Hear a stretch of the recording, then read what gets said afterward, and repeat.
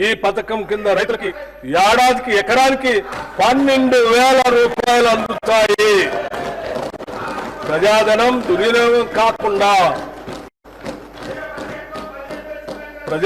దుర్వినియోగం కాకుండా అవకతవకలకు అడ్డుకట్ట వేసి సాగుకు యోగ్యమైన భూములన్నింటికీ రైతు భరోసా అందిస్తున్నాం. క్షేత్రస్థాయిలో సర్వే చేసి గ్రామ సభల్లో ధృవీకరించి సాగుకు యోగ్యం కాని భూమిని గుర్తించడం ద్వారా ఈ వృధాన్ని అరికట్టాము. రైతు భరోసా పథకానికి 18,000 కోట్ల రూపాయలు ఈ బడ్జెట్ లో ప్రతిపాదిస్తున్నాము.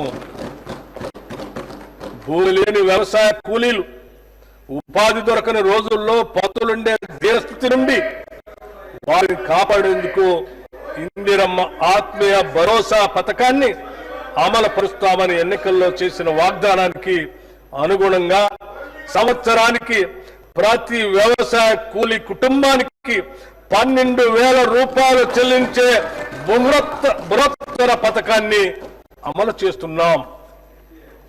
రాష్ట్ర రైతుల నుండి కొనుగోలు చేసే సన్న ధాన్యానికి ప్రతి క్వింటాలకు 500 రూపాయల చొప్పున అదనపు ప్రోత్సాహాన్ని చెల్లిస్తున్నాం. దీనివల్ల రాష్ట్రంలో సన్న రకాల వరి సాగు గణనీయంగా పెరిగింది. గత ఖరీఫ్తో పోల్చినప్పుడు సన్న వడ్ల సాగు 25 లక్షల ఎకరాల నుండి 40 లక్షల ఎకరాలకు పెరిగింది. మా ప్రభుత్వం ఇస్తున్న బోనస్ మరియు ప్రతి చివర వడ్ల గింజ కూడా కొంటామని మేము చేసిన వాగ్దానమే దీనికి ప్రత్యక్ష కారణం.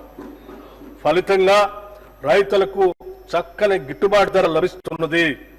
ఖరీఫ్ సీజన్లో సన్న వడ్లు పండించిన రైతులకి 1,206,44 కోట్ల రూపాయల బోనస్ చెల్లించడం జరిగింది. రైతుల సౌకర్యార్థం 2024-25 ఖరీఫ్ సీజన్లో 8,332 ధాన్యం కొనుగోలు కేంద్రాలను ఏర్పాటు చేసి వారికి ఎటువంటి ఇబ్బందులు లేకుండా చేశాం.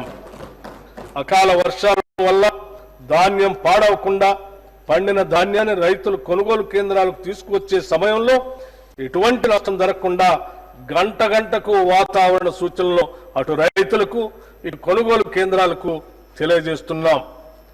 అధునాతన డ్రైయర్లు, ధాన్యం క్లీనర్లు, తగినన్ని టార్పాలిన్లు రైతులకు అందుబాటులో ఉంచడం జరిగింది. వ్యవసాయ మార్కెట్ యార్డుల్లో వసతుల అభివృద్ధికి 181.98 కోట్ల రూపాయల వ్యయంతో